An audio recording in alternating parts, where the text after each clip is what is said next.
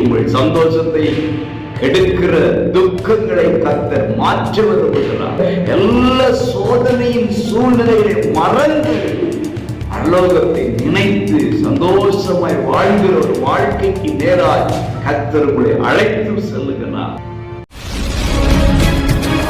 அன்புக்குரியவர்களே, நல்லவர் இயேசுவின் இன்ப நாமத்திலே உங்களை மனதார வாழ்த்துகிறேன். ஏசப்பா உங்களை ஆசீர்வதிப்பாராக. 1 தெசலோனிக்கேயர் 5:16 எப்பொழுதும் சந்தோஷமா இருங்கள். நீங்க சொல்லலாம், எப்போ கூட சந்தோஷம் வர மாட்டேங்குதுங்க, எப்படி எப்பொழுதும் சந்தோஷமாக இருக்க முடியும் அப்படின்னு நீங்க கேள்வி கேட்கலாம். சந்தோஷமாக இருக்க முடியும் எப்படின்னா, சந்தோஷத்தை கொடுக்கிற தேவன் நம்மோடு இருக்கிறார். எந்த சூழ்நிலையிலும் தேவன் என்னை கைவிட மாட்டார்.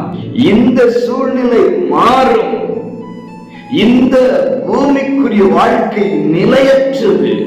நான் பரலோகத்துக்குரியவன், எனக்காக ஒரு இடம் ஆயத்தமா இருக்கிறது என்றெல்லாம் யாரெல்லாம் நினைக்கிறார்களோ, அக்கறை குறித்து யாரெல்லாம் சிந்திக்கிறார்களோ அவர்கள் சந்தோஷமாக இருக்க முடியும். எல்லா சோதனையின் சூழ்நிலைகளை மறந்து பரலோகத்தை நினைத்து சந்தோஷமாய் வாழ்கிற ஒரு வாழ்க்கைக்கு நேராய் கர்த்தர் உங்களை அழைத்து செல்லுகிறார். ஆகவே சந்தோஷப்படுங்க, மகிழ்ச்சியா இருங்க, கர்த்தரோடு இருக்கிறான்னு சொல்லுங்க.